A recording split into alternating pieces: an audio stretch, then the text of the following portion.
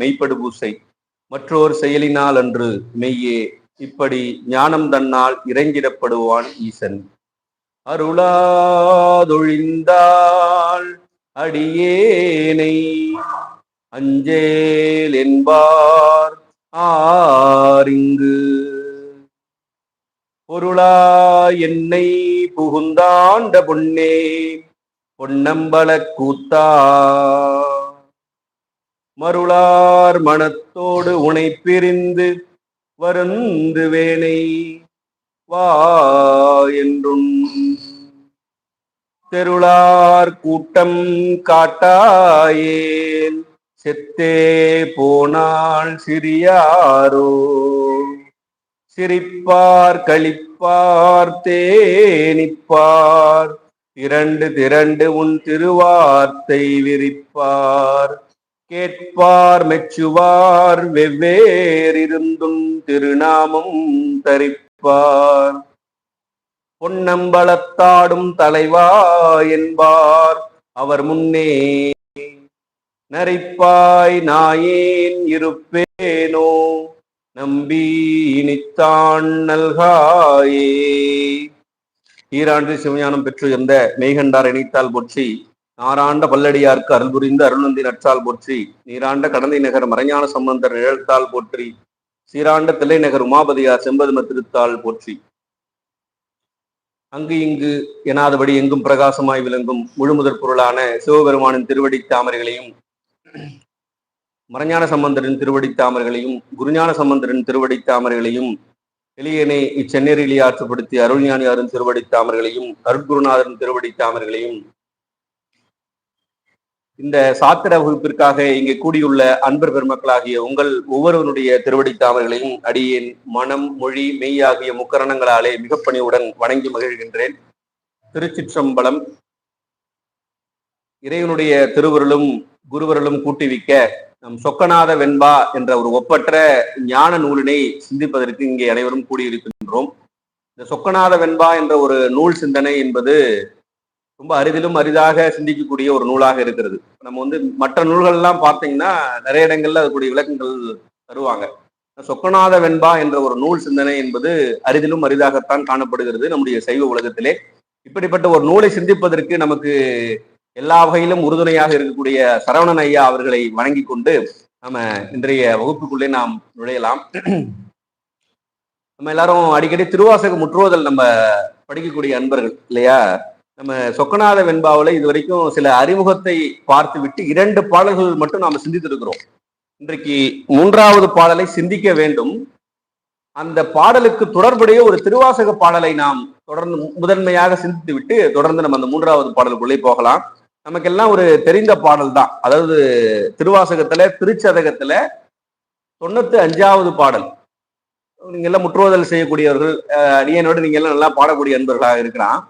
அந்த பாடல் பாருங்க. திருச்சிற்றம்பலம்.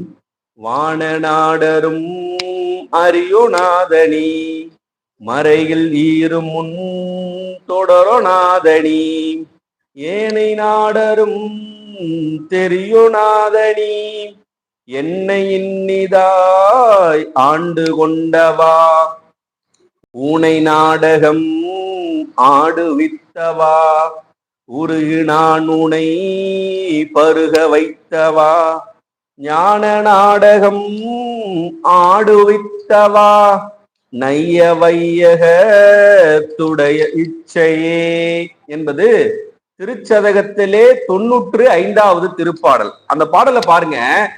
என்ன சொல்றாரு மாணிக்க வாசகர் அதுலன்னு சொன்னா, முதல்ல வான நாடரும் அரியோநாதனி. வான நாடர்னா தேவர்கள். தேவர் உலகத்தில் இருக்கக்கூடியவர்களால அறிந்து கொள்ள முடியாதவனாக நீ இருக்கிறாய் அப்படின்னு சொல்றாரு. அதுதான் வான நாடரும் அரியோநாதனி.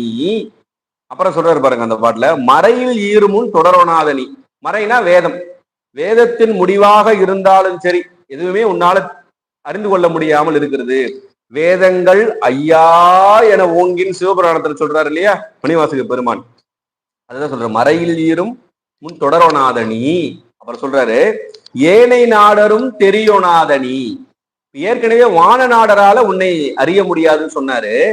ஏனை நாடர்னா யாருன்னு கேட்டா, வான நாடர் இல்லாத மற்ற இப்ப நம்ம பூலோகத்துல இருக்கக்கூடியவர்கள் அல்லது வானநாடருக்கு மேல பிரம்ம உலகம் அப்படின்னு சொன்னா சத்தியலோகம் சொல்லுவாங்க. இப்ப விஷ்ணு லோகம் அப்படின்னு சொன்னா அது தனி லோகம் சொல்லுவாங்க. அப்படி அந்த உலகத்துல இருக்கக்கூடியவர்களும் பார்க்க முடியாதான் சிவபெருமான. அப்ப யாருதான் பார்க்க முடியும்னு கேட்டா அடுத்து சொல்றாரு பாருங்க, இவங்களெல்லாம் பார்க்க முடியல, இவர்களால காண முடியாத நீ, மாணிக்கவாசகர் சொல்றார், இவர்களால காண முடியாத நீ என்னை இன்னிதாய் ஆண்டு கொண்டவா அப்படின்றாரு. என்ன ரொம்ப இனிமையாக ஆண்டு கொண்டாயே, எங்க திருப்பெருந்துறையில ஈர்த்து ஆட்கொண்டார். அதுதான் அந்த குறிப்பு, ஈர்த்து என்னை ஆட்கொண்ட எந்தை பெருமானேன்னு சொல்றாரு இல்லையா. ஈர்த்து ஆட்கொண்டாயே என்னை இன்னிதாய் ஆண்டு கொண்டவா அப்படின்னு அதுல சொல்றாரு. அந்த சொற்றொடர் தான் நமக்கு இந்த சொக்கநாத வெண்பாவில் இந்த பாடலுக்கு தேவை. அப்புறம் பாருங்க அந்த பாடல்ல, ஊனை நாடகம் ஆடுவித்தவா உருகி நான் உனை பருக வைத்தவான்னு. அந்த ஊனை நாடகம் அப்படின்னு சொல்றத, ஊன் அப்படின்னா உடம்பு இல்லையா, இந்த உடம்பையே முதல்ல ஆட வைத்தவன்னு முதல்ல ஒரு பொருள் சொல்லுவாங்க. இதுக்கு நம்ம உரையாசிரியர்கள் எப்படி சொல்றாங்க, ஊன, அந்த ஊனைன்னு இருக்குது இல்லையா, அதை எப்படி பிரிப்பாங்கன்னா ஊன் கூட்டல் ஐ அப்படின்னு பிரிச்சா ஊன நாடகம். அடுத்தது வருது பாருங்க ஞான நாடகம். அப்ப ஊன நாடகத்தையும் சொன்னாரு, ஞான நாடகத்தையும் சொன்னார். ஊன நாடகம் என்பது நம்ம உலகியலோடு பொருந்தி இருக்கும் போது இறைவன் செய்யக்கூடிய அந்த ஐந்தொழி. நாம் அருளியலோடு பயணிக்கும் பொழுது இறைவன் நமக்கு செய்யக்கூடிய அது நாடகத்திற்கு பேரு ஞான நாடகம். அப்ப அது ஊன நாடகம் ஞான நாடகம் என்று சொல்லலாம்னு நமக்கு உரையாசிரியர் எடுத்து காட்டுறாங்க. அல்லது ஊனை நாடகம் ஆடுவித்தவா, முதல்ல நமக்கு அந்த உடலே இந்த மாற்றங்களை எல்லாம் இறைவன் செய்தான். அது அடியாருக்கு இலக்கணம் சொல்லும் போது புற இலக்கணம் 10 அக இலக்கணம் 10ன்னு சொல்லுவாங்க. அப்படி முதல்ல அதை ஆட வைத்து அதன் பிறகு உயிருக்குள்ளே இறைவன் அந்த மாற்றத்தை செய்தான். அதனால ஊனை நாடகம் ஆடுவித்தவா, அந்த ஊனுக்குள்ளே அந்த மாற்றம் வரும்பொழுது அந்த உருக்கம் வரும், அந்த உருக்கம் வரும். அதனால்தான் உருகு நான் உனை பருக வைத்தவா அப்படின்னு சொல்றாரு. அது ஞான நாடகம் ஆடுவித்தவா, அது அடுத்த படிநிலை. பக்குவமான ஆன்மாக்களுக்கு ஞான நாடகம் ஆடுவித்தவா நைய வையகத்து உடையதிச்சையே அப்படின்னு சொன்னார். இந்த பாடலோடு தொடர்புடையதுதான் நம்ம இந்த 3வது பாடல் சொக்கநாத வெண்பா இன்றைக்கு நாம சிந்திக்க இருக்கிறோம். சொக்கநாத வெண்பாவினுடைய 3வது பாடலுக்குள்ள நாம் இன்றைக்கு நுழைகிறோம். நீங்க நம்மளுடைய தருமபுர ஆதீனத்தினுடைய பதிப்புல எவ்வாறு தொகுக்கப்பட்டிருக்கிறதோ அந்த வகையில நம்ம இன்றைக்கு அந்த 3வது பாடலை நம்ம சிந்திக்க இருக்கிறோம்.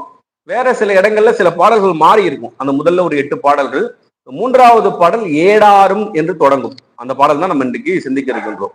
திருச்சிற்றம்பலம். ஏடாரும் நாரியரை ஐயோ யமன் பிடிக்கும் பாடார் விதி என்று பாராமல் கேடார பூண்ட ஆபாசன் என்று போடாது எனை அருளில் ஆண்டவா சொக்கநாதா. இந்த 3வது அடியில அதை பிரிக்கணும் பாருங்க. பூண்டவா பாசன் இருக்கும் பாடல், அது எப்படி பிரிக்கணும்னா பூண்ட ஆபாசன் என்று போடாது எனை அருளில் ஆண்டவா சொக்கநாதா என்று அதை பிரிக்கணும். இந்த எப்பொழுதுமே நம்ம அந்த வெண்பாவில நம்ம சிந்திக்கும் பொழுது அந்த பாடலை நம்ம முன்னுக்கு பின் முரணாக கொண்டு கூட்டி பொருள் காணணும். கொண்டு கூட்டி பொருள் காணணும் அப்படின்னு சிந்திக்கும் பொழுது இந்த பாடலை எப்படி கொண்டு கூட்டுறன்னு நம்ம கவனிக்கணும். நீங்க பாடலை வைத்து கொண்டு பார்த்தாதான் அது உங்களுக்கு விளங்கும். அது பாருங்க, முதல்ல சொக்கநாதா, முதல்ல சொல்லுங்க சொக்கநாதா அப்படின்னு சொல்றாரு. சொக்கநாதா ஏடு ஆறும் நாரியரை ஐயோ யமன் பிடிக்கும் பாடார் விதி என்று பாராமல் கேடார பூண்ட ஆபாசன் என்று போடாது எனை அருளில் ஆண்டவா. அந்த சொக்கநாதா என்பதை முன்மையா வைத்துக் கொண்டு நம்ம அப்படியே பொருள் பார்க்கலாம். சொக்கநாத பெருமானே அப்படின்னு முதல்ல விழிக்கிறார். பொதுவா அந்த வெண்பாவில் எப்பொழுதுமே அந்த சொக்கநாத பெருமானை முதல்ல சொல்லிட்டு தான் நம்ம அந்த பொருள் காண்போம். அப்ப சொக்கநாத பெருமானே ஏடு ஆறும் அப்படின்னாரு. ஏடு அப்படின்னு சொன்னா இதழ்னு அர்த்தம். எங்க நம்ம பார்க்கலாம்னு கேட்டா, நம்ம ஞானசம்பந்தனுடைய முதல் பதிகத்தினுடைய முதல் பாடல் என்னது? தோருடைய செவியின் உடையேறி ஓர் தூவன் மதிசூடி, அப்புறம் காருடைய சுடலை படி பூசி என் உள்ளங் கவர்கள்வன் ஏடுடைய வளரால் முனை நாட்பணிந்து ஏத்த அருள் செய்து பிறருடைய பிரமாபுரமேவிய பிரம்மாணி வென்றே. அதுல 3வது அடி பாருங்க, ஏடுடைய. அந்த பாடல்லையும் ஒரு 2 பொருள் சொல்லுவாங்க. ஏடுடைய மலரான் ஏருடைய மலராள் அப்படி சொல்லுவாங்க. அது என்ன பொருள் அதையும் நம்ம பார்க்கலாம். கூடவே நம்ம சொக்கநாத வெண்பா சிந்திச்சா முதல்ல ஒரு திருவாசக பாட்டு பார்த்தோம். இப்ப அந்த தேவாரத்தினுடைய சிந்தனை சிந்திக்கிறோம். பின்னாடி திருவிளையாடல் புராணத்தை பத்திலாம் நமக்கு நம்முடைய குருஞான சம்பந்தர் சுவாமிகள் நமக்கு அருளி செய்வார். திருவிளையாடல் புராணத்தினுடைய அந்த ஒரு சருக்கத்தை ஒரு பாடல்ல அப்படி போற போக்குல தொட்டிட்டு போயிடுவார். அதனால அதையும் நம்ம பார்க்க இருக்கிறோம். அப்ப சுக்கநாத வெண்பா சிந்திக்கும் பொழுது தேவாரம் சிந்திக்கிறோம், திருவாசகம் சிந்திக்கிறோம், திருவிளையாடல் புராணம் சிந்திக்கிறோம், இப்படி பல நூல்களை சிந்திக்கிறோம், சாத்திர நூல்களையும் சிந்திக்கிறோம். இப்படி பல வாய்ப்புகளை நமக்கு நம்முடைய குருநாதர் நமக்கு ஏற்படுத்தி இருக்கிறார். இப்ப குருஞான சம்பந்தனுடைய திருவடிகளை போற்றி கொண்டு பாருங்க, அந்த ஏருடைய மலரான் அப்படின்னு வைத்துக் கொண்டா, ஏருடைய மலரான் யாருன்னு கேட்டா பிரம்மா. அப்ப பிரம்மா வழிபட்ட தலம் சீர்காழி அப்படின்னு சொல்றாங்க. அது ஒரு பொருள். ஏருடைய மலரான் முனை நாள் பணிந்து ஏத்த பேருடைய பிரம்மாபுரம் ஏவி விமான் அப்படின்னு அதுக்கு ஒரு பொருள். நம்ம அதை கவனிச்சா உங்களுக்கு புரியும். ஏருடைய மலராள், மலராள்னா பூக்களால், ஏருடைய மலராள் முனை நான், அந்த நாள் என்பதற்கு நான்னு சொல்லுவாங்க. அந்த நான் அப்படின்னு சொன்னா என்ன அர்த்தம்னு கேட்டா, ஞானசம்பந்த பெருமான் சென்ற பிறவிகளிலே வழிபட்டார் அப்படின்னு சொல்லி இரண்டாவது பொருள் சொல்லப்படுது.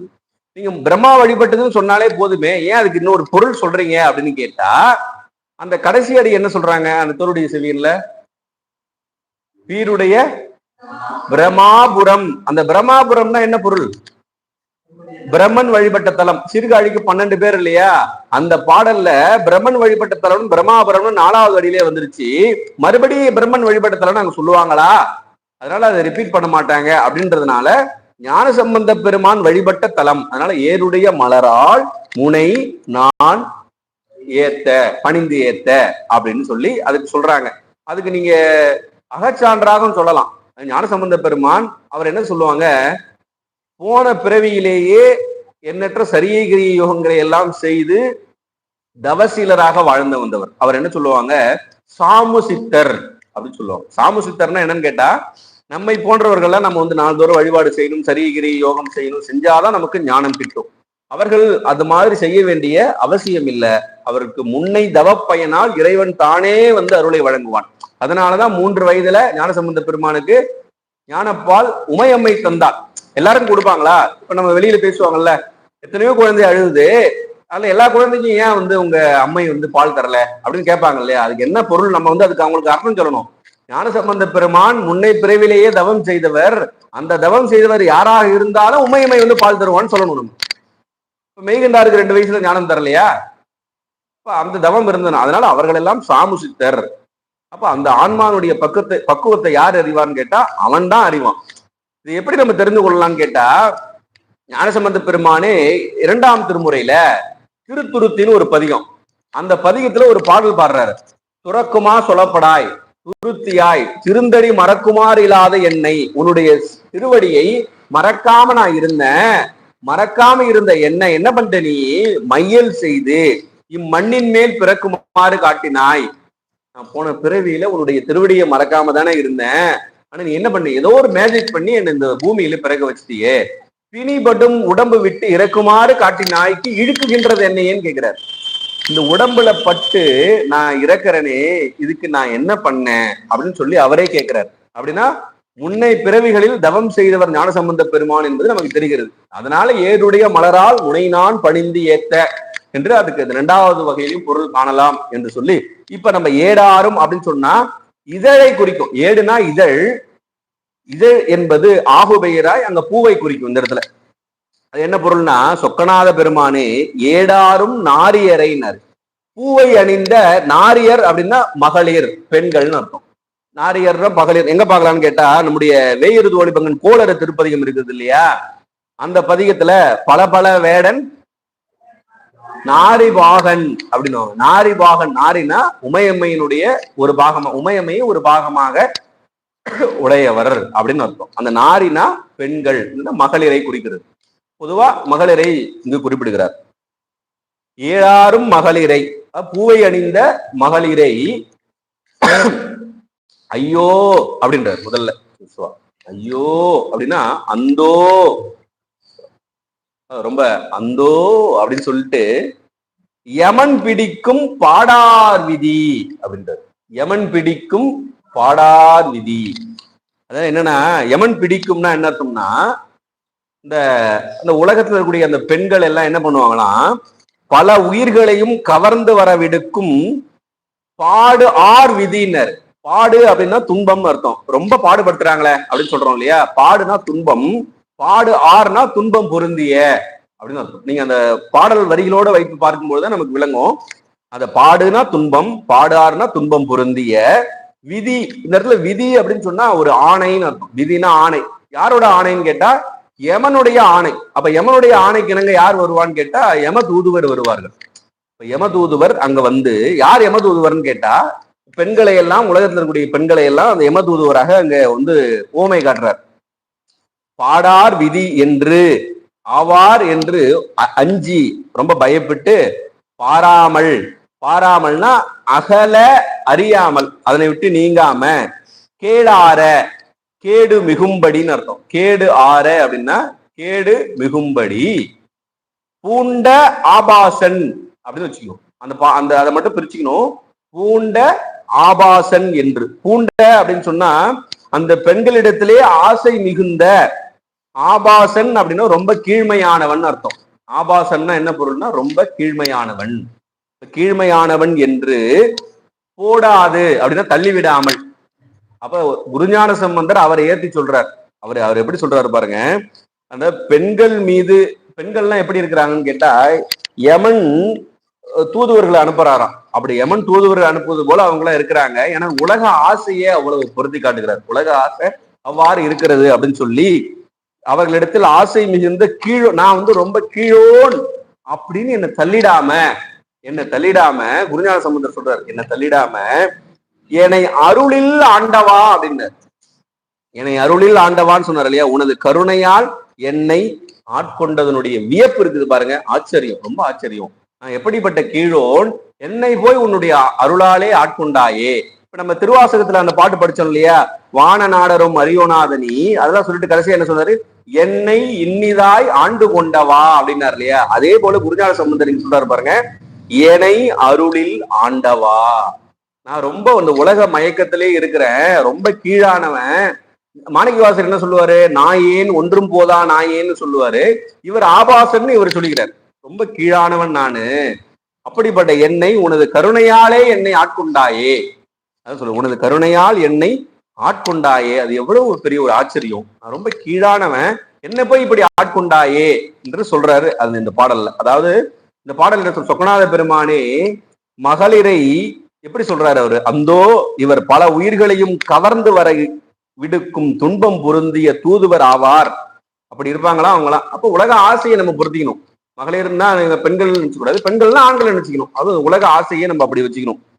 அதை தெரியாம நான் ரொம்ப கீழானவனாக இருக்கிறேன், என்னை ஆட்கொண்டாயே, உன்னுடைய கருணையே கருணை அப்படின்னு சொல்லி இந்த பாடல்ல சொல்றாரு.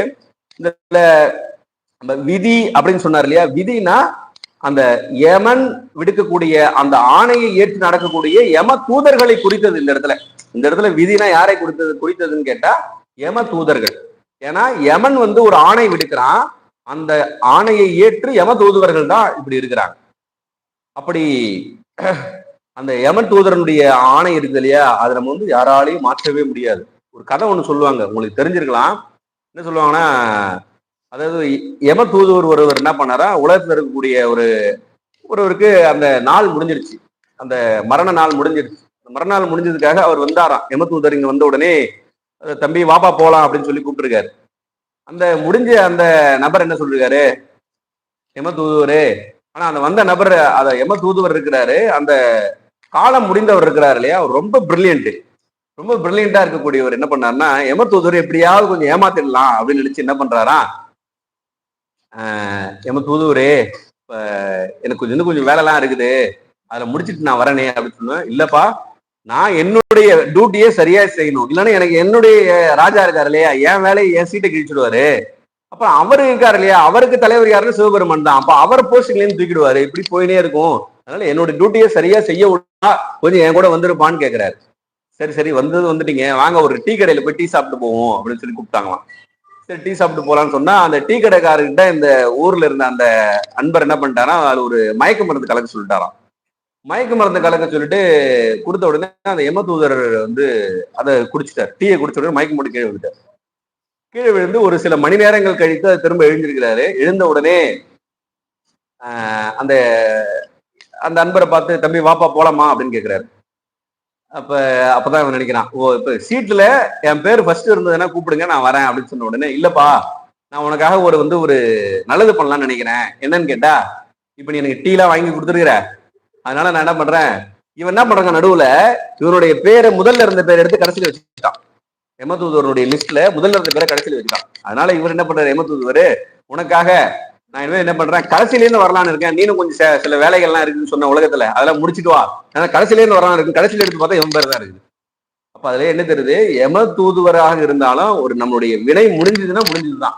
பட்டினத்தார் ஒரு பாடல சொல்லுவார், வினை போகமே ஒரு தேகம் கண்டாய், வினைதான் ஒழிந்தால் திணை போதளவும் நிலாது கண்டாய். ஒரு நொடி கூட நம்ம உடம்புல இருக்காரு, உடனே தூக்கி போயிடுவாங்க. அதுதான் அந்த விதி. அந்த யம தூதுவர்களுக்காக அதை சொன்னோம். ஆனா அவங்களுடைய வேலையை அவங்க சரியா செய்வார்கள். அப்ப அத விதினா அப்படி. ஆபாசம் அப்படின்னு சொன்னா இழிவை குறித்தது தான். அதனாலதான் கீழோன் அப்படின்னு சொன்னாரு, ஆபாசன் அப்படின்னு சொல்லி சொன்னாரு. அந்த பாடல்ல போடாது அப்படின்னு இருக்கு பாருங்க, 3வது அடியில போடாது அப்படின்னா அது அது போகடாது என்ற ஒரு சொல்லினுடைய மறு. ஏன்னா அது வெண்பாவுல ஒரு வெண்பா ஏற்றணும் அப்படின்னு சொன்னா அதுக்கு சில விதிகள்லாம் இருக்குது. இந்த யாப்புல இந்த அசையில இருக்கணும் அப்படின்னு, அதுக்காக அது போடாது அப்படின்னு சொல்லி வைத்திருக்கிறார் அப்படின்னு நமக்கு உரை குறிப்பு தரார்.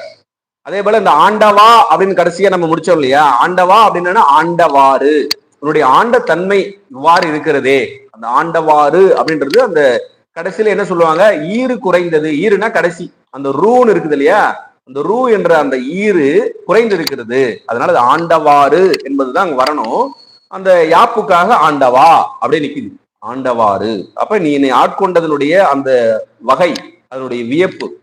ஆறுனா வழின்னு ஒரு பொருள் இருக்கு. அப்ப நீ ஆட்கொண்டனுடைய வழி இருக்குது இல்லையா, அந்த வகை இருக்குது இல்லையா, என்னே ஆச்சரியம் அப்படின்னு சொல்லி சொல்றாரு. இந்த பாடலுக்கு தொடர்படி இன்னொரு திருவாசக பாடலை நம்ம சிந்திக்கலாம். அதாவது பெண்களோட ஆசையில நான் இருந்தேன், என்ன ஆட்கொண்டாயே அப்படின்னு சொல்றாரு. நம்ம திருவாசகத்துல கடைசி பதிகம் எது, அச்சோப்பதிகம். அச்சோப்பதிகத்துல ஒரு பாடல், தையலார் மையலிலே தாழ்ந்து விட கடவேனை பையவே கொடு போந்து பாசமெனும் தாழருவி உய்யும் நெறி காட்டு வித்திட்டு ஓங்கார துட்பொருளை ஐயன் என கருளியவார் ஆர் பெறுவார் அச்சோவே. அந்த பாருங்க, தையலார் மையலிலே தாழ்ந்து விட கடவேனை, மாணிக்கவாசகர் சொல்லியிருக்காரு. எல்லா அருளாளர்களும் அதை சொல்றாங்க பாருங்க. பையவே கொடுபோந்து பாசம் எனும் தாழ் அருவி உய்யும் நெறி காட்டு வித்திட்டு பொங்காரத்து உட்பொருளை அப்படின்றாரு. அப்ப என்னை ஆட்கொண்டாயே அப்படின்னு மாணிக்கவாசகரும் அங்க சொல்லியிருக்காரு பாருங்க. அததான் இந்த குருஞான சம்பந்தர் இந்த 3வது பாடலிலே நமக்கு எடுத்து காட்டுகிறார். அந்த பெண்ணாசையின் கொடுமை இந்த பாடலிலே குறிக்கப்பட்டது அப்படின்னு சொல்லி ஒரு வரியில இந்த பாடலுக்கு விளக்கம் சொல்லலாம். இப்ப இந்த பாடலை மறுபடி படிங்க. ஏடாரும் நாரியரை ஐயோ யமன் பிடிக்கும் பாடார் விதி என்று பாராமல், படிக்கும் போதே நமக்கு பொருள் புரிஞ்சிடும். பாராமல் கேடார பூண்ட ஆபாசன் என்று போடாது அப்படின்னு என்னை தள்ளி விடாம என்னை அருளில் ஆண்டவாறு என்னே சொக்கனாதா அப்படின்னு வியக்கிறார் இந்த பாடல்ல. தொடர்ந்து இப்ப நம்ம 4வது பாடல் சிந்திக்க தொடங்குவோம். 4வது பாடலும் நம்ம ரொம்ப அற்புதமான ஒரு பாடல் பாருங்க. திருச்சிற்றம்பலம். காக்கை நரி ஞாழி கழுகு பருந்து பருந்துக்கு இறையாம் ஆக்கையினை யான் என்று அலையாமல் வாக்கு மனம் எட்டாத வீட்டில் என்னை காட்டு துட்டருளம் தட்டாத சொக்கநாதா. முதல்ல இந்த பாடலை எப்படி நம்ம முதல்ல வைத்துக் கொள்ளணும்னு கேட்டா, துட்டர் உளம் தட்டாத சொக்கநாதா முதல்ல அப்படி வச்சுக்கணும். துட்டர்னா துஷ்டர்னு அர்த்தம். துஷ்டரை கண்டா தூர விலகுன்னு சொல்றோம் இல்லையா, ரொம்ப கொடியவர்னு அர்த்தம். அந்த துஷ்டர் அப்படின்னு அதை தமிழ் படுத்தும் போது துட்டர் அப்படின்றாங்க. நம்ம விஷம் அப்படின்றத நம்ம என்ன சொல்லுவோம்? விடம் அப்படின்னு சொல்லுவோம். இப்ப நஷ்டம் அப்படின்றத என்ன சொல்லுவோம்? நட்டம் அப்படின்னு இல்லையா? அதே போல இந்த துஷ்டர் அப்படின்றத துட்டர் அப்படின்னு சொல்லியிருக்கிறார். துட்டர் உளம் தட்டாத சொக்கநாதா காக்கை நரி ஞாழி கழுகு பருந்துக்கு இரையாம் ஆக்கையினை யான் என்று அலையாமல் வாக்கு மனம் எட்டாத வீட்டில் என்னை காட்டு என்று விண்ணப்பம் செய்கிறார். அதை பாருங்க. முதல்ல துட்டர் உளம் தட்டாத சொக்கநாதான் என்ன அர்த்தம் கேட்டா, கொடியவர் மனத்திற்கு எட்டாத சொக்கநாத பெருமான். இப்ப இந்த உலகத்துல கொடியவர்களாக இருக்கக்கூடியவர்களுக்கு எட்டவே மாட்டான் இறைவன். நமக்கு தெரிஞ்ச செய்தி தான். அவர்களுக்கு எல்லாம் எட்டாத சொக்கநாத பெருமானே சொல்லிட்டு சொல்ல பாருங்க. முதல்ல காக்கை, காக்கைனா காகம் நமக்கு தெரியும், காக்கைனா நமக்கு தெரியும். அதே போல அப்புறம் நரி, நரினாலும் நமக்கு தெரியும், காக்கை நரி. அப்புறம் ஞாலினா என்ன பொருள் கேட்டா நாயின்னு அர்த்தம். ஞாலினா நாய்க்கு இன்னொரு பேரு ஞாலி அப்படின்னு அர்த்தம். ஞாலி நாய். அப்புறம் கழுகு, கழுகுன்னா மேல பறக்கும் இல்லையா, அந்த கழுகு. பருந்து ரெண்டுமே மேல பறக்கக்கூடியதுதான்.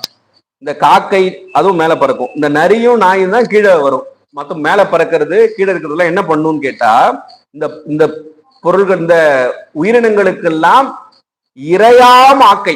ஆக்கைனா உடம்பு, ஆக்கைனா நம்முடைய உடம்பு. திருமூலர் திருமந்திரத்துல ஒரு பாட்டுல சொல்லுவார், இந்த உடம்பு, இந்த உடம்புக்குள்ள இந்த உயிர் இருக்கிற வரைக்கும் தான் இந்த உடம்பு நமக்கு தெரியும். இந்த உயிர் போயிடுச்சுன்னா இந்த உடம்பு காக்கைக்கும் நரிக்கும் நாய்க்கும் உணவாயிடும். அதே கருத்து தான் இங்கேயும் சொல்ற.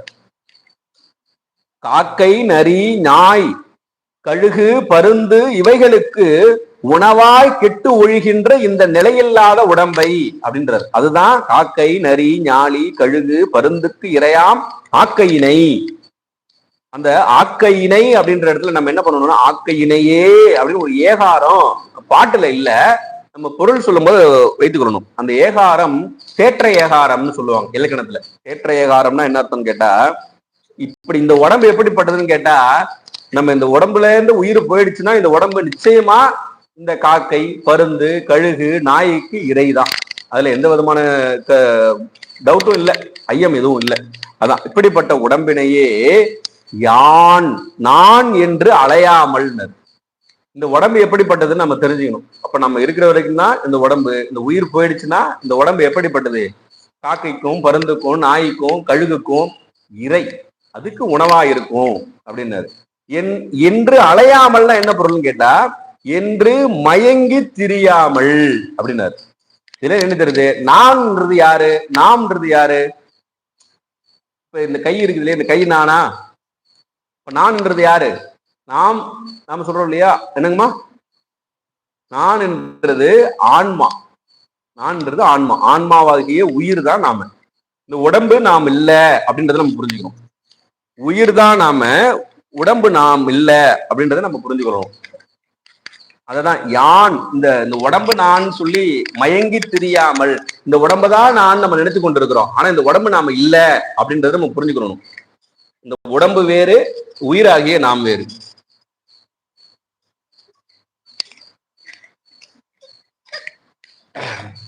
அதுதான் சொன்னாரு, யான் என்று அலையாமல், என்னை யான் அறிந்து. அப்ப நான் யாருன்றத தெரிஞ்சு இதுல இருந்து நீங்கி, இந்த உடம்பு பற்றிலிருந்து நீங்கி, அப்ப எங்க போகணும்னு கேட்டா, இந்த ஆன்மா சார்ந்ததன் மண்ணும் ஒண்ணு இந்த உடம்ப பற்றி இருக்கும், இல்லைன்னா இறைவனை பற்றி இருக்கும்.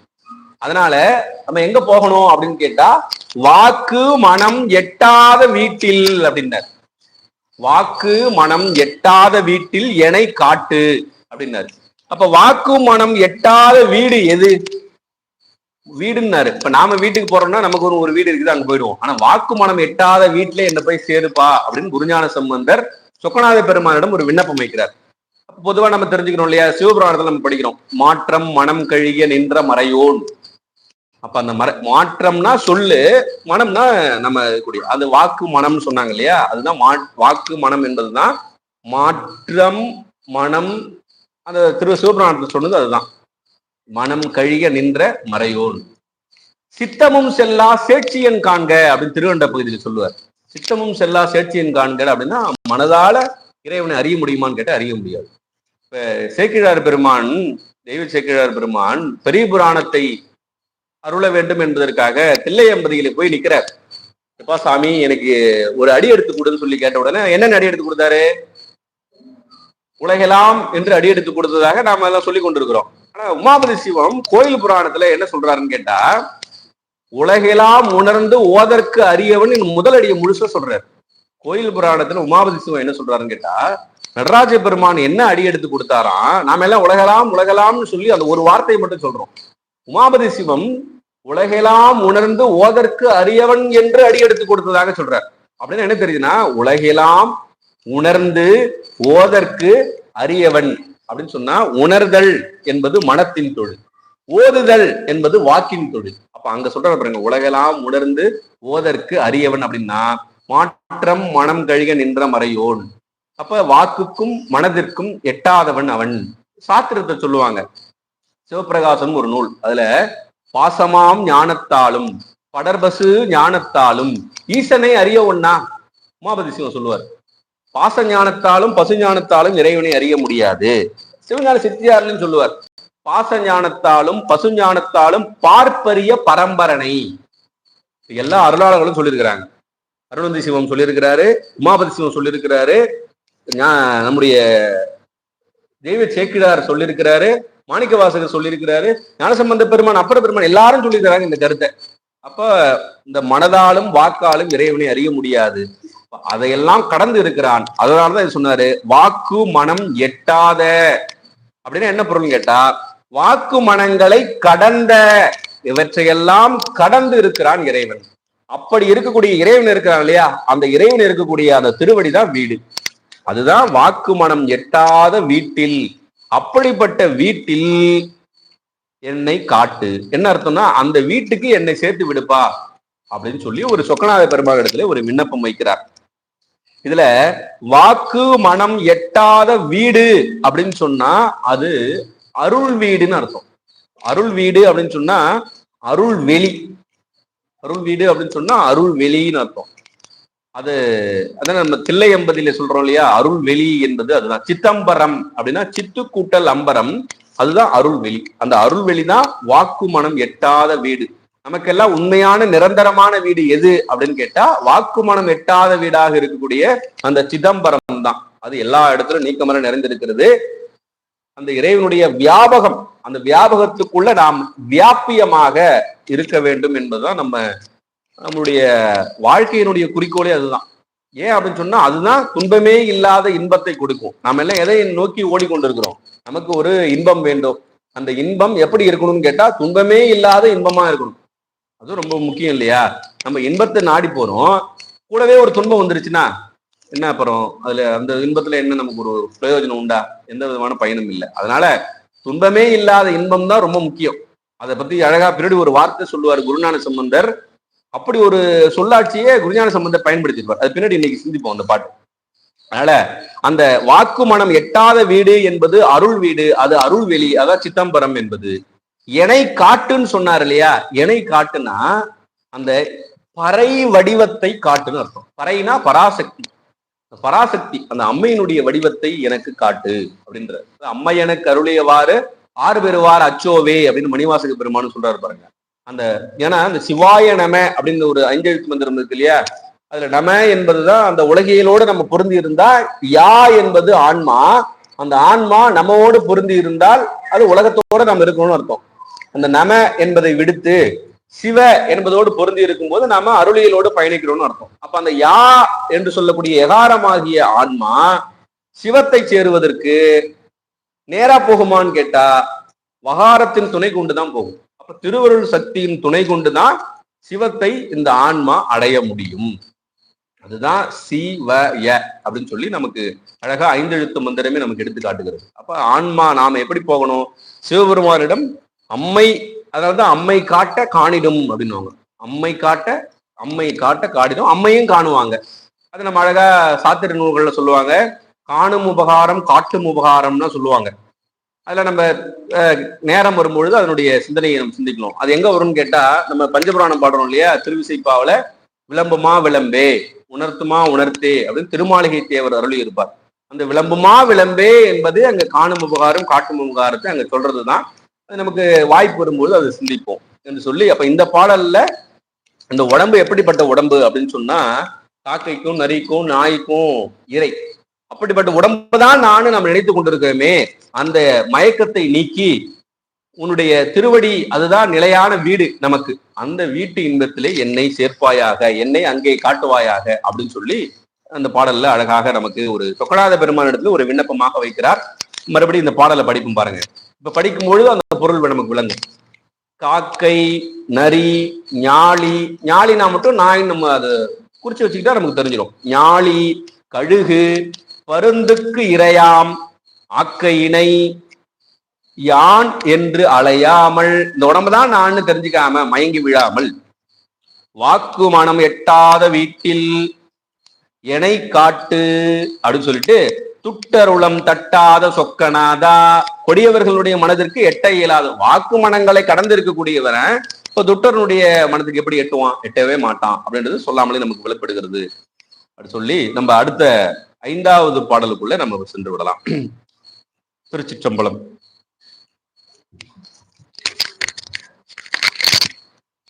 பஞ்சமா பாதகனை ஆண்ட புகழ் பார் மீதில் கொஞ்சமா வீறு புகழ் கூறுமே, வஞ்சமே பூண்ட, அந்த பூண்ட அளவில் இருக்குது இல்லையா, அது நம்ம வஞ்சமே பூண்ட அளவில் பாதகம் செய் பொல்லாத நாயேனை ஆண்டளவில் சொக்கநாதா.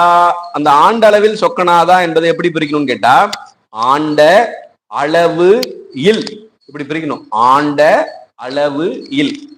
இப்ப பாருங்க, இந்த பாடலை எப்படி நம்ம உரை காணும் பொழுது நீங்க அந்த பாடலை பார்த்தா உங்களுக்கு புரியும். முதல்ல வஞ்சகமே பூண்டு, அத பாருங்க எப்படி நம்ம கொண்டு கூட்டி பொருள் காணணும்னு பாருங்க. வஞ்சகமே பூண்டு அளவு இல் பாதகம் செய், அளவில் பாதகம் செய் பொல்லாத நாயேனை ஆண்ட அளவு இல் சொக்கநாதா, இப்படி வச்சுக்கணும். அத பஞ்சமா பாதகனை பார்மீதில் ஆண்ட புகழ் கொஞ்சமா வீறு புகழ் கூறுமே.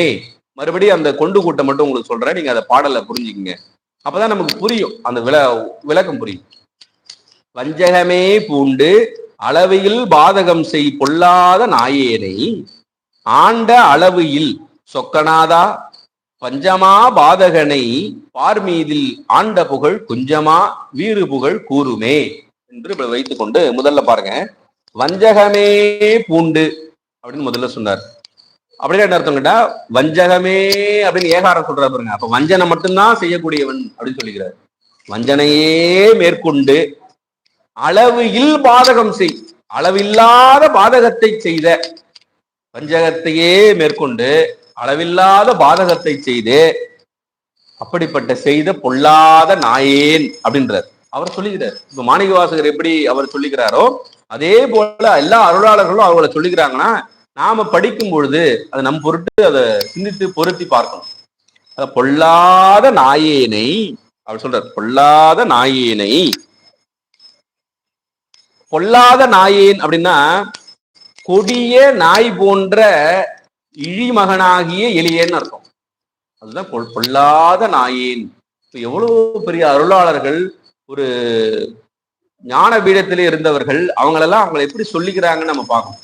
நாம என்ன பண்றோம், சும்மா சின்னதா ஒரு இடத்துல ஒரு டியூப்லைட் ஒரு இடத்துல போட்டு விடுறதுன்னு வச்சுக்கலாம், அதுல வேற உபயம், அந்த டியூப்லைட்டு கீழே உபயம் சொல்லி அவங்க பேர் போட்டுக்கிறோம். ஆனா இந்த உலகத்துல இந்த பொருட்களை எல்லாம் கொடுத்தது யாருன்னு கேட்டா அவன் தான் கொடுத்தான். நமக்கு இறைவன் என்ன கொடுத்தான்? இந்த உடம்பு கொடுத்தான், கருவியரங்களை கொடுத்தான், போக பொருட்களை கொடுத்தான், நிறைய கொடுத்தான். தனு கரண புவன போகம், இந்த உலகத்தை கொடுத்தான் இல்லையா? இது எல்லாமே இறைவன் கொடுத்தது, எல்லாம் சிவபெருமான் தந்ததுதான். அவன் தராத நாம் நானாவே நம்மளாவே எடுத்துக்கிட்டோமா? இல்ல, அவன் தான் எல்லாம் படிச்சு கொடுத்துருக்கான் இல்லையா? எல்லாம் அவன் தந்தது. அதனாலதான் அவன் எதையுமே கேட்க மாட்டான், எதையுமே நம்ம இடத்துல கேட்க மாட்டான். அவன் இடத்துல இல்லாத ஒன்றை நம்ம கிட்ட கேட்பான். என்ன கேட்பான் நம்ம கிட்ட? அவன் பிச்சை ஏற்று வருகிறான் இல்லையா? அதுல என்ன கேட்கறான்? இப்ப கோடி கோடியா பணம் கொடுங்கன்னு கேட்கறான். எந்த சாமியும் பொதுவா உலகத்துல யாருமே அதை கேட்கறது இல்ல.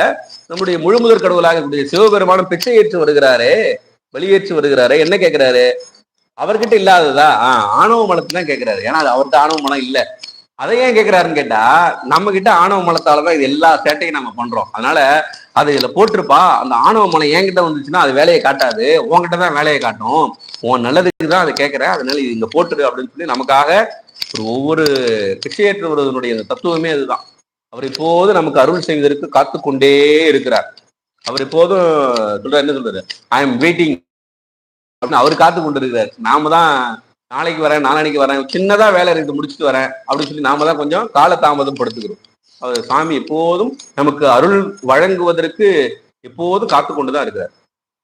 அது அவரிடத்துல இல்லாத ஒண்ணு அதுதான். எல்லாம் நம்ம அவன் கொடுத்ததுதான். அதனால வஞ்சனையே மேற்கொண்டு அளவற்ற பாவத்தை செய்த கொடிய நாய் போன்றவன் ஆகிய எளியேனை ஆண்ட அப்படின்னாரு. அப்படிப்பட்ட எண்ணை ஆட்கொண்ட, எப்படி திருவாசகத்துல மாணிக்க வாசகர் சொல்றாரோ அதே போல இங்க சொல்றாரு பாருங்க. சுக்கநாத பெருமான் இடத்துல சொல்றாரு குருஞான சம்பந்த சுவாமிகள், கொடிய நாய் போன்றவனாகி என்னை ஆட்கொண்ட. ஆண்ட என்பதற்கு என்ன பொருள் கேட்டா, ஆட்கொண்ட என்பது பொருள். ஆட்கொண்ட அளவு இல் சொக்கனாதான்னு சொன்னார். அளவு இல்னா என்ன அர்த்தம் கேட்டா, உன்னுடைய கருணைக்கு ஏதாவது அளவு இருக்குதா அப்படின்னு கேட்டா அவனை என்ன சொல்லுவாங்க, கருணை கடல்னுவாங்க. என்ன சொல்லுவாங்க, கருணை கடல். ஏன் கருணை கடல்னு கேட்டா, கடலுக்கு எங்க போகுது, அது பாட்டு போய்கிட்டே இருக்குது இல்லையா. அப்படி அவனுடைய கருணைக்கு ஏதாவது அளவு சொல்ல முடியுமான்னு கேட்டா அளவே இல்லையா அவனுடைய கருணைக்கு. நமக்கு இறைவன் நமக்கு செஞ்ச கருணையெல்லாம் நம்ம நினைச்சு பார்க்கணும்.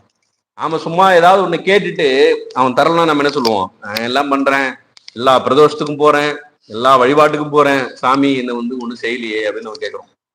உண்மையிலேயே நம்ம கேட்டுட்டு நம்ம இந்த ஊர்ல பிறக்கணும், தமிழ்நாட்டுல பிறக்கணும், அம்மா வயிற்றுல இருக்கும்போது தம்பி நீ எந்த ஊரில் பிறக்க வேண்டும், உனக்கு option A, option B, option C அப்படி ஏதாவது கொடுக்குறாரா?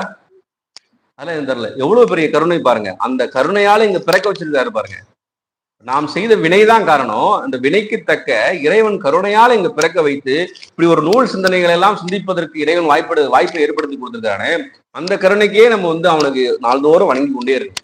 அவன் இதுவரைக்கும் நமக்கு செஞ்சிருக்கிறானே உபகாரம், அந்த கருணை, அந்த கருணையை எண்ணி பார்த்தாலே நம்ம அவன் மீது அந்த அன்பை, அந்த பக்தியை நம்ம பொழிந்து கொண்டே இருக்கு. அதனாலதான் இறைவன் எங்கேயும் அகப்பட மாட்டான். அந்த பக்தி வலையில் படுவோன் காண்க மாணிக்க வாசகர் அண்ட பகுதியில சொல்லுவார். அப்ப அதுதான் இங்க சொன்னாரு, அளவியில் சொக்கநாதா அப்படின்னு. அளவியல்னா அளவற்ற கருணையை உடைய சொக்கநாத பெருமானே. அளவே இல்லை. அவனுடைய கருணைக்கு ஏதாவது அளவு இருக்குதான்னு கேட்டா அவனுடைய கருணைக்கு அளவே இல்லை அப்படின்னு சொல்லிட்டு அப்புறம் பாருங்க, பஞ்சமா பாதகனை அப்படின்னாரு. அதாவது திருவிளையாடல் புராணத்துல மா பாதகம் தீர்த்த படலம்னு ஒரு படலம் இருக்குது. அது போகிற போக்குல அப்படி சொல்லிட்டு போறாரு குருஞான சம்பந்தர். அதாங்க, பஞ்சமா பாதகனை பார் மீதில் ஆண்ட புகழ் கொஞ்சமா அப்படின்னு சொன்னார். அதாவது பஞ்சமா பாதகங்களையும் செய்த ஒருவனை பார் மீதில் இந்த பூமியிலே, இந்த உலகத்திலே ஆண்ட புகழ்னா அவர் பஞ்சமா பாதகம் செய்தவனுக்கு நரகலோகம் தான் கிட்டும். அவனுக்கு நல்லோனாய் விளங்கும்படி ஆட்கொண்ட உன்னுடைய புகழ் இருக்குது இல்லையே, அது கொஞ்சமா சிறிதோ அப்படின்னு கேட்கிறார். வீறு புகழ் கூறுமே என்றார். அதனை உனது பெரும் புகழ் நூலாகிய புராணம் விளக்கமாக கூறுகின்றதுன்னு சொல்றார். எந்த புராணம்னு கேட்டா திருவிளையாடல் புராணத்துல, அது குறிப்பா கூடல் காண்டம். அந்த கூடல் காண்டத்துல 8வது படலமாக இது இருக்கிறது. நீங்க பார்க்கலாம், மா பாதகம் தீர்த்த படலம். அந்த படலத்தினுடைய அந்த வரலாற்றை சொல்வதற்கே ரொம்ப ஒரு சபையில சொல்ல முடியாத ஒரு படலமா இருக்குது. அது அப்படிப்பட்ட ஒரு படலம் இருந்தாலும் அந்த படலத்தை நம்ம தெரிந்து கொள்ள வேண்டும் என்பதற்காக உங்களுக்கு அந்த படலத்தை சொல்றேன் பாருங்க. அதாவது அவந்தி நகரம்னு ஒரு நகரம். அந்த அவந்தி நகரத்துல ஒரு அந்தணர் வாழ்ந்து வந்தார். அந்த அந்தணருக்கு ஒரு மனைவி இருந்தார். அந்தணர் மனைவிக்கு ஒரு கொடிய மகன் பிறந்தான். அந்த மகன் இருக்கிறான் கொடியவன், மிக கொடியவன். அந்த கொடிய மகன் பிறந்து வளர வளர வளர வளர இளைஞனானான். இளைஞனான பிறகு அவன் இந்த காமத்திலேயே இருந்தான். அவனுக்கு காம இன்பத்திலேயே அவன் குறியாக இருந்தான். அப்படி இருந்த ஒரு காலத்துல என்ன ஆயிடுச்சுன்னா, அவனுடைய தாயையே அந்த காம இன்பத்திலே புணர்ந்தான். அப்படிப்பட்ட ஒரு மாபாதகன். அப்படி இருந்தவனே அவருடைய தந்தையார் பார்த்து விடுகிறார். அதை பார்த்ததுனால அவங்க அப்பாவை கொன்னுறான். அப்ப எப்படிப்பட்ட பாதகன் பாருங்க.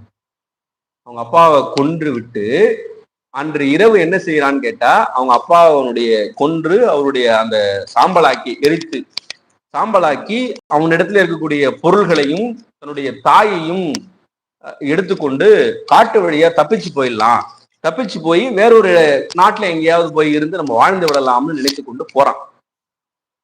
போகிற வழியில காட்டுல போகும்போது திருடர்கள்லாம் இருப்பாங்க இல்லையா, அந்த திருடர்கள்லாம் அந்த வேடர்கள் திருடர்கள் அவங்களாம் இருக்காங்க இல்லையா, அந்த வேடர்கள் என்ன பண்றாங்க, அந்த பொருளையும் பிடிங்கிறாங்க, அந்த தாயையும் பிடிச்சி இழுத்து அந்த தாயையும் கொன்று விடுறாங்க. என்ன பண்றான், அவன் நினைச்சது ஒண்ணு நடந்தது ஒண்ணு. சரி தப்பிச்சு போய் பொருள் எல்லாம் போயிட்டு அங்க வேற இடத்துல நாட்டுல போய் நம்ம இருந்துடலாம் சொல்றாங்க. இப்ப நம்ம ஒரு இடத்துல வாங்கிட்டு வேற வெளிநாட்டுக்கு போய் தப்பிச்சு போயிடலான்னு போறாங்க இல்லையா, அது போல அவன் நினைத்து கொண்டு போறான். ஆனா அவன் நினைச்சது ஒண்ணு நடந்தது ஒண்ணு. அது ஆங்கிலத்தில் ஒரு பழமொழி சொல்லுவாங்க, மேன் ப்ரொபோசஸ் காட் டிஸ்போசஸ்னுவாங்க. அது போல நடந்து போயிடுச்சு. அந்த அவன் எப்படி இருந்தானா, அந்த திருவிழாவில் குணத்துல ஒரு பரஞ்சோதி முனிவர் சொல்றாரு, அவனுடைய காம மயக்கம் இருந்தது இல்லையா, அது எப்படி இருந்ததுதான், காம மயக்கமாகிய பாம்பு அறிவாகிய மதியை விழுங்கியது. அறிவே வேலை செய்யலையாம் அவனுக்கு, அப்படிப்பட்ட நிலையில இருந்தானா. அதனால்தான் அந்த பாம்பு என்பதை ராகு ராகு திசை இருக்கு இல்லையா, அந்த ராகு வந்து பாம்புக்கும், மதி அப்படின்னா சந்திரன், பாம்புக்கும் சந்திரனுக்கும் பகைன்னு சொல்லுவாங்க பாருங்க. அதனால அது வந்து விழுங்கியதான். அப்படி அவனுடைய காம மயக்கமாகிய பாம்பு அறிவாகிய மதியை அறிவை விழுங்கியதான். அதனால அவன் என்ன செய்யறான்னு தெரியாம அப்படி செஞ்சுட்டு இருக்கான். சரி எல்லாமே விட்டு போயிடுச்சு. அவன் தனியா தன்னந்தனியா அந்த காட்டுல வேடர்கள்லாம் எல்லாரையும் பிடிங்கிட்டாங்க, பொருளை பிடிங்கிட்டாங்க. அவன் அப்படியே நிக்கிறான். அப்படி நிற்கும் போது கொலைப்பாவம் அவன் என்ன வச்சுன்னா, அவன் செஞ்சான் இல்லையா பாவம், அந்த பாவம் அவனை வந்து பற்றி விட்டது. பொதுவாக நூல்கள் என்ன சொல்றாங்க, பிரம்மஹத்தி தோஷம் அப்படின்னு சொல்லி சொல்றாங்க. ஏன்னா அவன் தந்தையை கொண்டிருக்கிறான், தாயோடு தகாத உறவு கொண்டிருக்கிறான், இது இல்லாம களவு, இப்படி. அப்போ அந்த பஞ்சமா பாதகனுக்கு என்னவோ அந்த பிரம்மஹத்தி தோஷம் அவனை வந்து பிடித்தது. அப்படி பிடித்து விட்டு எப்படி இருக்குமா, அந்த பாவம் பிடிச்சதுன்னா, அந்த பாவம் பிடிச்சதுன்னா என்ன பண்ணுமான்னு கேட்டா, நம்ம கூட வரவுள்ள நிழல் நிழல் போல கூடவே வருமா அந்த பாவம், துரத்துமா விடாதான். 28 நரக உலகத்துக்கு போய் தான் அதை அனுபவிச்சு கழிக்க முடியும். ஒரு நரக உலகம் இல்ல, 2 இல்ல, 28 நரக உலகம். 28 ஒரு நரக உலகமே நமக்கு வந்து தாங்க முடியாது. சினிமாவிலே காட்டுவாங்களே எண்ணெய் கொப்பரையில போடுறது, இப்படியோட பயங்கர கொடுமைலாம் வரும். அது 28 நரக உலகத்துக்கு போய் அதெல்லாம் அனுபவிச்சு வரணும்னா பாத்துக்கணும். அதனாலதான் நம்ம வந்து அறநூல்கள் நமக்கு என்ன சொல்லுது, நல்ல வினையை நாம் செய்ய வேண்டும், நல்லதையே செய்யணும் அப்படின்னு சொல்றதுக்கு காரணம் அதுதான். அப்படி கொடியவனாக இருந்தவன் அந்த பாவ செயல் என்ன ஆச்சு, அந்த உடம்புல நமக்கு நிழல் போல துரத்தி வருமா. அப்புறம் அந்த பாவம் என்ன பண்ணுன்னு சொல்றாங்க அந்த நூல்கள்ல பாருங்க. நம்ம வந்து புண்ணிய தீர்த்தம் இருக்குது இல்லையா, புண்ணிய தீர்த்தத்துக்கு போனோம்னா நம்முடைய பாவம் எல்லாம் கழியும். அந்த பிரம்மகதி தோஷம் கூட நிழல் போல வந்து இவன் எங்கேயாவது புண்ணிய தீர்த்தத்துக்கு போயிடுவானோன்னு பிடிச்சி தடுத்துருமா. போயிட்டா அவனுக்கு அந்த பாவம் போயிடும், புண்ணிய தீர்த்தத்துக்கு போக விடாது, அப்புறம் ஏதாவது திருத்தலங்களுக்கு போக விடாது, அப்புறம் பெரியோர்கள் ஏதாவது சொல்றாங்க அவங்களுடைய அறிவுரை அல்லது அறவுரை அல்லது சிவ சிந்தனைகள் போக விடாதான். அப்புறம் அதே போல ஏதாவது சிவனுடைய அந்த புராணங்கள், இப்ப இது போல நூல்கள் எல்லாம் சிந்தனை செய்யறாங்களே, இதை ஏதாவது கேட்க வரவே விடாதான். இந்த ஊர்லயோ வெளியிலயோ எத்தனை பேர் இருக்காங்க, இப்போ இவ்வளவு பேர் தான் அங்க இருக்கிறோம் இல்லையா, இதை கேட்பதற்கு. அப்ப அவங்கள வரவிடாதுன்னா என்ன அர்த்தம்னு கேட்டா, இதை கேட்பதற்கு இங்கே கூடியவர்கள் எல்லாம் புண்ணியம் செய்தவர்கள் அர்த்தம். இப்ப பாவம் செஞ்சவங்களை இந்த கேட்கவே விடாது அப்படின்னு சொன்னா, இதை கேட்பவர்களாக நீங்கள் எல்லாம் நாம் எல்லாம் புண்ணியம் செய்தவர்கள். புண்ணியம்லாம் நம்ம இந்த புண்ணியம் இல்ல, சிவ புண்ணியம் செய்தவர்கள்னு அர்த்தம். பசு புண்ணியம் என்பது வேறு, சிவ புண்ணியம் என்பது வேறு. அது நம்ம போன மாதம் சொன்னோமா, சிவ புண்ணியம் பசு புண்ணியம் சொல்லலையா, சொல்லு. இந்த பசு புண்ணியம்னா என்ன அப்படின்னு சொன்னா, இந்த பசுனா ஆன்மாக்கள், இந்த உயிர்கள், உலகத்துல எல்லாமே உயிர் தான். அப்ப மற்ற உயிர்களுக்கு நாம் செய்யக்கூடிய ஒரு நல்வினை தான் பசு புண்ணியம். ஆனா சிவபுண்ணியம் என்பது சிவனடியார்களுக்கு செய்வது சிவபுண்ணியம். சிவனடியார்களுக்கு ஒரு அமுது செய்விக்கிறோம், ஒரு அடுத்த மாத வகுப்பிற்கு நம்ம கூட ஒரு அன்பரையோ ஒரு அடியோரை அழைத்து கொண்டு வருகிறோம்னு கேட்டா அதெல்லாம் சிவபுண்ணியம், நிச்சயமா சிவபுண்ணியம். இப்ப இந்த சிவபுண்ணியம் எப்படி இருக்கும்னு கேட்டா, இப்ப அந்த பசு புண்ணியம் என்பதனுடைய தன்மை எப்படி, சிவபுண்ணியத்தினுடைய தன்மை எப்படின்னு நீங்க பாருங்க. பசு புண்ணியத்தினுடைய தன்மை எப்படி இருக்கும்னு கேட்டா, இப்ப நம்ம வந்து ஒரு பள்ளி மாணவன் இருக்கான்னு வச்சுங்க, அவனுக்கு ஒரு யூனிஃபார்ம் வாங்கி தரோம், ஒரு நோட்டு புத்தகம் வாங்கி தரோம், பென்சில் பேனா வாங்கி தரோம், இதெல்லாம் வந்து உலகத்துல ஒரு பையனுக்கு வாங்கி தரணும்னு கேட்டா இதெல்லாம் பசு புண்ணியத்துல சேர்ந்தது. இந்த பசு புண்ணியத்தினுடைய பயன் எது வரைக்கும் இருக்குன்னு கேட்டா, அந்த பையன் அந்த ட்ரெஸ் அந்த யூனிஃபார்மை அவன் எவ்வளவு காலம் பயன்படுத்துறானோ அவ்வளவு காலம் இருக்கும். அவன் எவ்வளவு காலம் அந்த பேனாவையோ பென்சிலையோ பயன்படுத்துறானோ அவ்வளவு காலம் இருக்கும். அதுக்கப்புறம் தீர்ந்துடும், முடிஞ்சு போச்சு. ஆனா இந்த சிவபுண்ணியம் என்பது எப்படின்னு கேட்டா, இந்த MLM எல்லாம் சொல்லுவாங்கல்ல, மல்டி லெவல் மார்க்கெட்டிங். நீங்க ஒருத்தவங்களை பிடிச்சி விட்டீங்கன்னா அது கிளையா இன்னொருத்தவங்களுக்கு போகும், இன்னொருத்தவங்க பிடிச்சிலும் இன்னொருத்தவங்க போகும்னு சொல்லுவாங்க. இப்ப நீங்க இங்க வந்துட்டீங்க, உங்களுக்கு சிவபுண்ணியம். அடுத்த மாதம் நீங்க வகுப்புக்கு வரும்பொழுது ஒரு அன்பரை அழைத்து கொண்டு வந்தா, அப்ப நம்மளுடைய சிவபுண்ணியம் அவங்களுக்கு ஷேர் ஆயிடுமோ அப்படின்னு நம்ம நினைக்க கூடாது. இங்க எப்படின்னா உங்களுடைய சிவபுண்ணியமும் கூடுதலாகும். இப்ப அவங்க வரும்போது இன்னும் 2 பேரை அழைச்சிட்டு வந்தாங்கன்னா அவங்களுக்கும் சிவபுண்ணியம் உண்டு, உங்களுக்கும் சிவபுண்ணியம் உண்டு. இப்ப அவங்க யாருன்னே உங்களுக்கு தெரியாது. ஆனா அவர்களை நீங்கள் அறிமுகப்படுத்தி இன்னொரு அன்பர் அழைத்து கொண்டு வந்தா அவர்களை அழைத்து கொண்டு வந்த சிவபுண்ணியம் அவர்களுக்கும் உண்டு, உங்களுக்கும் உண்டு, வந்த அன்பர்களுக்கும் உண்டு. இப்படி இந்த சிவபுண்ணியம் வந்து நீண்டு கொண்டே போகும். இந்த வட்டி போறதுன்னு சொல்றாங்க இல்லையா, அந்த வட்டியோட பெருகி கொண்டே போகும் சிவபுண்ணியம். ஆனா இந்த பசு புண்ணியம் என்பது குறைந்து கொண்டே போகும். ஆகையால் தான் நாம பசு புண்ணியம் செய்வதை காட்டிலும் சிவபுண்ணியம் செய்ய வேண்டும் அப்படின்னு சொல்றதுக்கு காரணம் அதுதான்.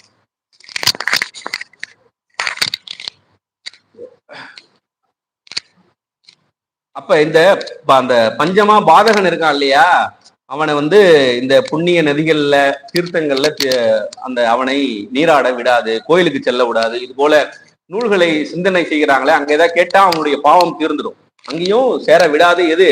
அந்த பாவம் நிழல் போல பிடிச்சு கொண்டே இருக்கும், அவனை பிடிச்சு கொண்டே இருக்கும். அப்படி இருக்கிறதுனால, அதாவது சிவநாமம் காதல விழுந்தா கூட அந்த பாவம் போயிடும். சிவநாமத்தையும் காதல விழ விடாதான் அந்த பாவம். அப்படியே ஒருவேளை அவன் போகும்போது அந்த சிவநாமம் ஒழித்து கொண்டிருந்தால் அவன் காதல விழுந்தாலும் அவன் மனசுல போய் இருக்காதான். அப்படி அந்த பாவம் இருக்குது இல்லையா, அந்த பிரம்மகத்தி தோஷம்னு சொல்றாங்களே, அது அந்த அளவுக்கு விடாதான் ரொம்ப பிடித்து கொண்டே இருக்குமா அவன் கூடவே. இப்படிப்பட்ட சூழல்ல அவன் என்ன பண்றான், அவன் மனம் தெரிஞ்சிருது, நாம செஞ்சதெல்லாம் தப்பு அப்படின்றத உணர்றான். அப்ப நாம இதுகாரும் நாம் செய்ததெல்லாம் தவறு என்பதை உணர்ந்து விடுகிறான். உணராத வரைக்கும் அந்த பாவம் பிடித்து கொண்டே இருக்குது. உணர்ந்தாலும் அந்த பாவம் போயிடுமான்னு கேட்டா அந்த பாவம் போகாது. ஆனா உணர்ந்த பிறகு அவன் சிவபெருமான நாடணும். அவன் நாடுவதற்கு அவன் ஏதோ ஒரு வகையில ஏதோ ஒரு புண்ணியம் சின்னதா செஞ்சிருந்தா அவன் அதுக்கு அவனுக்கு வாய்ப்பு இருக்கும். அப்படி ஒரு வாய்ப்பு அவனுக்கு கிடைச்சது. எப்படின்னு கேட்டா, அவன் அங்கிருந்து காட்டு வழியா அப்படியே நடந்து போயிட்டு இருக்கும்போது மதுரை எம்பதிக்கு போனான். திருவிளையாடல் புராணம்னாலே மதுரையில் நடந்ததுதான். அந்த மதுரை எம்பதிக்கு போயிட்டான். அங்க போன உடனே அங்க இறைவனும் உமையம்மையும் வேடவன் வேடு அந்த வேடு வச்சு என்று சொல்லக்கூடிய அந்த திருவேடத்துல அங்க 2 பேரும் இருக்கிறாங்க. அப்படி இருக்கும்போது இவன் போறான். அம்மையப்பர் வேடு வச்சு வேடத்திலும் இறைவன் வேடுவனாகவும் ஒரு வடிவத்துல அங்க நிக்கிறாங்க. அங்க நிற்கும் போது அப்ப சொல்றாரு சாமி, இதோ வராம பாருமா அப்படின்னு சொல்லி அங்க திருவிளையாடல் புராணத்துல வரக்கூடிய அந்த செய்தி தான் இங்க. அதாவது இந்த கள் இருக்குது இல்லையா, இன்னைக்கெல்லாம் அரசே திறந்து வச்சிருக்காங்க இல்லையா அந்த கடை. அந்த கள் என்பது என்ன தெரியுமா, உண்ட போது அந்த கெடுக்கும், அவ்வளவுதான். யார குடிக்கிறாங்களோ அது அந்த நேரத்துல கெடுத்து போயிடும். ஆனா இந்த காமம் என்பது என்ன பண்ணும்னா அதை விட ஒரு விஷம் போல. காமம் என்பது ஒரு விஷம் போல இந்த அறிவையும் கெடுக்கும், கொலை செய்யவும் தூண்டும், தகாத செயல் செய்யவும் தூண்டும். அப்படிப்பட்டது இந்த காமம் அப்படின்னு அந்த உமையம்மையிடம் சிவபெருமான் சொல்வதாக அந்த புராணத்துல வருது. அப்படி சொல்ல உடனே அவன் வரான். யாரு? அந்த வாதகன் செஞ்சவன் வரான். அவன் அந்தனர் குடும்பத்துல பிறந்தவன். அதனால இவங்க எந்த வடிவத்தில் இருக்கிறாங்க? வேடுவர் வேடு வச்சு வடிவத்தில் இருக்கிறாங்க. ஓ அந்தனரே அப்படின்னு சொல்லி அவங்க அவனை பார்த்து கூப்பிடுறாங்க. அவனுக்கு ஒரு மாதிரி வெட்கமா போயிடுது. நாம என்னெல்லாம் பாவம் செஞ்சிருக்கிறோமோ நம்மளை பார்த்து இப்படி கூப்பிடுறாங்களே இவங்க அப்படின்னு சொல்லி அவனுக்கு ஒரு மாதிரி, ஏன்னா அவன் தப்பு ஓரளவுக்கு உணர்ந்துட்டான். உணர்ந்த பிறகு ஏன்பா ஒரு வாட்டமா இருக்கிற அப்படின்னு சொல்லி சாமி கேட்கிறாரு. வேடன் வடிவில இருந்து இறைவன் கேட்கிறார். கேட்கும்போது அவன் சொல்றான், அவன் என்ன பண்றான், உணர்ந்துட்டான்றதுனால உண்மையை சொல்றான். நான் இது போல பிறந்தேன், இப்படி வளர்ந்தேன், நான் இதெல்லாம் செஞ்சேன், இதெல்லாம் ரொம்ப தகாததான் செஞ்சுட்டேன், நான் பண்ணது பெரும் பாவம் அப்படின்றத சொல்லி ரொம்ப மனக்குமுறலோடு அழுகிறான். அப்ப தந்தையை கொன்றது, தாயாரோடு இருந்தது, இப்படி என்னை தோஷம் பிடிச்சிக்கிச்சு, பாவம் பிடிச்சிக்கிச்சு அப்படின்னு சொன்ன உடனே சிவபெருமான் எப்போதுமே நம்ம கருணை கடவுள். உடனே அவர் என்ன பண்றாரு, சரிப்பா நீ கவலைப்படாத. ஆனா அங்க இருக்கிறது சிவபெருமான்ன்றது அவனுக்கு தெரியாது. என்ன பண்றான், உணர்ந்துட்டான்றதுக்காக உனக்கு இந்த பாவத்தை எல்லாம் போக்குவதற்கு சில வழிகளை சொல்றேன், அந்த வழிகளை செஞ்சா உன்னுடைய பாவம் நிவர்த்தி ஆகும் அப்படின்னு சொல்லி இதெல்லாம் செய்யப்பா அப்படின்னு சொல்றாரு. என்ன பண்ணணும்னா, முதல்ல கையில பிச்சை எடுத்து எப்படி கையில பிச்சை ஏற்று ஒரு பொழுதுதான் நீ சாப்பிடணும். ஒரு பொழுது அப்படின்னு சொன்னா ஒரு நாளைக்கு ஒரு வேலை தான் சாப்பிடணும். ஒரு நாளைக்கு ஒரு வேலையும் பிச்சை எடுத்து சாப்பிடணும்பா முதல்ல. அப்புறம் ரெண்டாவது, சிவனடியார்களுக்கு தொண்டு செய். சிவனடியார்களுக்கு என்னெல்லாம் தொண்டு செய்ய முடியுமோ தொண்டு செய். அப்புறம் சூரிய உதயம் ஆகுது இல்லையா, சூரிய உதயம் அதாவது சூரிய உதிப்பதற்கு முன்பே அருகம்புல் எல்லாம் பறிச்சிருப்பா. பறிச்சுட்டு அங்கங்க எங்கெங்கெல்லாம் பசு இருக்குதோ, பசு மாடு இருக்கு இல்லையா, அந்த பசுவுக்கு ஒரு வாயுரை அதுதான் நீ கொடு. நாள்தோறும் செய்யணும், பல நாள் செய்யணும். அப்புறம் என்ன பண்றோம், அப்புறம் பெரிய கோயில்லாம் இருக்குதுப்பா, கோயிலுக்கு உள்ள நீ போயிடாத. கோயிலுக்கு வெளியில இந்த திருமஞ்சனம் என்று சொல்லக்கூடிய அபிஷேகம் தண்ணி வெளியில ஒரு தொட்டில வந்து விழும். அந்த தொட்டில போய் நின்று ஒரு நாளைக்கு 3 வேளை நீ வந்து குளி. இந்த தொட்டி நீர்ல நீ வந்து தீர்த்தமாடு. ஒரு நாளைக்கு 3 வேளையில தீர்த்தமாடு அப்படின்னு சொல்லு. அப்புறம் 108 முறை அந்த திருக்கோயிலை வெளிப்புறமாக அங்க பிரதட்சணம் செய். இப்படி பல நாட்கள் செய்தால் உன்னுடைய பாவம் சற்று தனியும் அப்படின்னு கொடுக்குறாரு. இதெல்லாம் சொல்றாரு பாருங்க. ஒரு பிச்சை எடுத்து ஒரு வேளை தான் சாப்பிடணும், சிவனடியார்களுக்கு தொண்டு செய்யணும், சூரிய உதயத்துக்கு முன்னாடி அருகம்புல் பறிச்சு சிவனடிய அதை பசுவுக்கு கொடுக்கணும், 3 வேளை கோயில் புறம் முற்றத்தில் இருக்கக்கூடிய அந்த தீர்த்தத்துல நீராட வேண்டும், 108 முறை அந்த பிரதேசம் செய்யும். இதெல்லாம் ஒரு நாள் 2 நாள் இல்ல, பல நாள் செஞ்சா உங்களுடைய பாவம் குறையும் அப்படின்னு சொன்ன உடனே உமையம்மைக்கு கோபம் வந்துச்சு. என்ன சாமி நீங்க, அவன் எவ்வளவு பெரிய கொடிய பாவத்தை செஞ்சிருக்கிறான், அப்படிப்பட்ட பாவம் செஞ்சவனுக்கு ஏற்கனவே 28 நரகலோகத்துக்கு போனதுதான் அதை வந்து அந்த பாவம் எல்லாம் தீரும், அவனுக்கு போய் இப்ப நீங்க வந்து இதெல்லாம் ஒரு ஐடியா கொடுக்குறீங்களே, இது எந்த வகையில நியாயம் அப்படின்னு சொன்ன உடனே அப்பதான் சிவபெருமான் சொல்றாரு, அவனுக்கு பழிக்கு அஞ்சாதவன் தான் அவன் இருந்தான், ஆனா இப்ப அவன் அந்த செஞ்சது தவறை அவன் உணர்ந்து விட்டான். அந்த உணர்ந்ததுனால நாம அவனுக்கு வழிகாட்டாம வேற யாரு காட்ட முடியும்? எவ்வளவு கருணை கடவுள் பாருங்க. நாம அவனுக்கு வழிகாட்டாம வேற யாருக்கு காட்ட முடியும் அப்படின்னு சொன்ன உடனே அவங்க உமையம்மை சரி சரி அப்படின்னு சொல்லி அவங்க இருக்கிறாங்க. அந்த பாடலை சொல்றாங்க பாருங்க. அழிபழி அஞ்சாத நீசராயினும் நினைக்கின் அச்சம் படுபழி அஞ்சான் செய்த பாதகத் தொடக்குண்டு எங்கும் விடுவகை இன்றி வேறு கலைகனும் இன்றி வீய கடவனை, வழியே இல்லை அவனுக்கு, 28 நரகத்துக்கு போய் தான் வர முடியும், அப்படிப்பட்ட கடவனை காப்பதென்றோ காப்பு. இப்ப ஒருத்தவங்க நல்லது செஞ்சிருக்கிறாங்க, அவங்களுக்கு அந்த வினையே அவங்க வந்து நல்லது இட்டு செல்லும். நம்ம பள்ளிக்கூடத்திலே சொல்லுவாங்கல்ல, நல்ல பிரில்லியன்ட் ஸ்டூடெண்ட் என்ன பண்ணுவாங்க, பிரில்லியன்ட் ஸ்டூடெண்ட் முன்னாடி உட்கார வச்சுக்கிட்டு நீ படிப்பா படிப்பா படிப்பான்னு ஸ்கூல்ல சொல்லிட்டு இருந்தாங்கன்னா அவங்க ரிசல்ட்டுக்காக எதிர்பார்க்கறாங்கன்னு அர்த்தம். யார் நன்றாக படிக்காத பையனோ அவனை தான் வந்து நம்ம என்ன பண்ணுவோம், 4 மணிக்கு மேல உட்காருப்பா, டியூஷனுக்கு வாப்பா, அவனுக்கு கூடுதல் வந்து டைம் ஸ்பெண்ட் பண்ணி அவனை நல்லா படிக்க வைப்போம் இல்லையா. அதே போல ஒரு நல்வினை செய்த ஆன்மாவா இருந்ததுன்னா அந்த வினை காரணமாக அந்த ஆன்மாவே தேறி வந்து விடும். ஆனா இப்படி ஒரு பாவம் செஞ்சான் இல்லையா, அவனுக்கு நாம தான் பாதுகாப்பாக இதெல்லாம் செய்யணும்னு கருணை செய்கிறான் பாருங்க இறைவன். அந்த இறைவனுடைய கருணையை நம்ம எண்ணி பார்க்கணும். அதுதான் அந்த படலத்துல திருவிளையாடல் புராணத்துல சொல்றாங்க. அதுதான் அப்படிப்பட்ட கடவனை காப்பதென்றோ காப்பு, அதுதான் உண்மையான நம்முடைய பாதுகாப்பு அல்லவா அப்படின்னு என்றான் கருணை மூர்த்தி. சிவபெருமான் அதை சொன்னாராம். உடனே சொன்ன உடனே இவன் அது மாதிரி செய்கிறேங்க அப்படின்னு சொன்ன உடனே அப்பதான் அந்த வேடன் வடிவில் இருந்து மறைகிறாரா சுவாமி. மறைஞ்ச உடனே உமையம்மையும் கூடவே மறைஞ்சிடறாங்க. ஏன்னா சிவபெருமானும் உமையம்மையும் வேறு வேறு அல்ல. அது அதுக்காக சொல்றாங்க, மேகம் மறைய உடன் மறைந்து செல்லும் மின்னல் போல.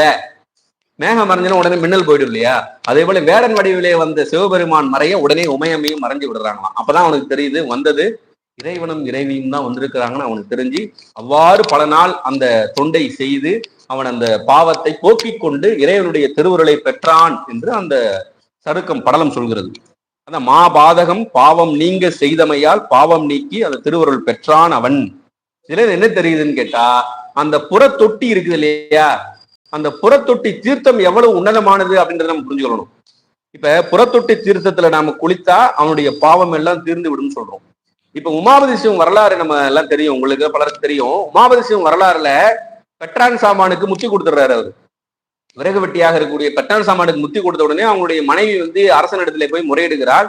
முறையிட்ட உடனே அரசனும் வரான். வந்து நீ முத்தி கொடுத்தன்னு சொல்றீங்களே, நீ யாருக்காவது முத்தி கொடுக்குன்னு சொன்ன உடனே அங்க இருக்கக்கூடிய பல பேரை பாக்குறாரு, யாருக்குமே பக்குவம் இல்லை. அங்க யாருக்கு பக்குவம் இருந்தது, யாருக்கு முத்தி கொடுத்தாரு, முள்ளிச்செடிக்கு முத்தி கொடுத்தாரு. அந்த முள்ளிச்செடிய எப்படி அந்த முள்ளிச்செடிக்கு பக்குவம் வந்தது, அந்த அபிஷேக நீர் பட்டு பட்டு பட்டுதான் அந்த பக்குவம் வந்தது. அப்ப அந்த புறத்தொட்டி தீர்த்தத்தினுடைய மகிமையை நாம தெரிந்துக்கிறோம். அதுக்காக அதை சொல்ல வந்தோம். இந்த தொட்டியினுடைய தண்ணீர் இப்ப நம்மளும் இப்ப போறோம் இல்லையா, தலையில் தெளிச்சுட்டு போயிடுறோம் இல்லையா, அதனுடைய மகிமையை நம்ம புரிஞ்சுக்கணும். சிவபெருமானுக்கு திருமஞ்சனமான அந்த தீர்த்த நீர் இருக்குது இல்லையா, அவ்வளவு புனிதமானது, நம்முடைய பாவங்களை எல்லாம் போக்கக்கூடியது என்பதை நம்ம புரிஞ்சுக்கணும். ஏன்னா முள்ளி செடியாக இருந்த செடிக்கே முத்திக்கு கொடுத்ததாங்க சொன்னா அந்த அந்த திருமஞ்சன நீரினுடைய தன்மையை நம்ம புரிந்து கொள்ளணும் அப்படின்னு சொல்லி பாக்குறோம். இந்த பாடல்ல நம்ம கடைசியா பாருங்க, ஆண்ட அளவில் சொக்கனாதான் கடைசியா இருக்குது பாருங்க. ஆண்ட அளவில் சொக்கனாதா, அந்த ஆண்ட அளவில் சொக்கனாதா என்பதை எப்படி பிரிக்கணும்னு கேட்டா, நம்ம சொன்னோம் என்ன சொன்னோம், ஆண்ட அளவு இல். அந்த ஆண்ட அளவு என்பதை நீங்க அந்த பாடலை பார்த்தீங்கன்னா புரியும். ஆண்ட கூட்டல் அளவு அப்படின்னு நம்ம சேர்த்தோம்னா ஆண்ட வளவுன்னு வரும். இப்போ அதை என்ன சொல்லுவாங்க, அகரம் தொகுத்தல் ஆயிற்றுன்னு இலக்கணத்தை சொல்லுவாங்க. அது என்ன அகரம் தொகுத்தல் ஆயிற்றுன்னு கேட்டா, உங்களுக்கு வேற ஒரு உதாரணம் சொல்ற பாருங்க. இதெல்லாம் எங்க வரும்னு கேட்டா, திருக்குறள்ல பரிமேலழகர் உரை அடிக்கடி இதை சொல்லுவார். நிறைய குறள்ல சிவஞான முனிவரும் அவருடைய உரையில தருவார். இப்ப பாருங்க, தருக கூட்டல் என, இதை சேர்த்தோம்னா என்ன வரும், தருக கூட்டல் என, இதை சேர்த்தோம்னா தருகவென அப்படி வரணும். தருக கூட்டல் எனன்னா தருகவென.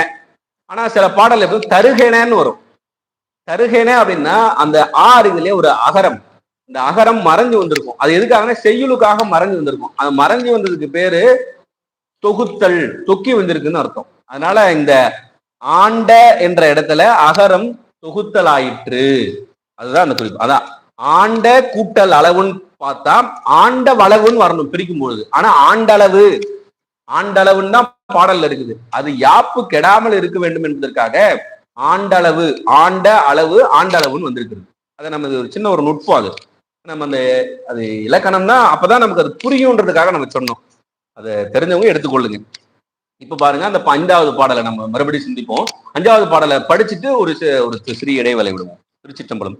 பஞ்சமா பாதகனை ஆண்ட புகழ் பார் மீதில் கொஞ்சமா வீறு புகழ் கூறுமே வஞ்சமே பூண்ட அளவில் அளவு இல் பாதகம் செய் பொல்லாத நாயேனை ஆண்ட அளவு இல் சொக்கனாதா.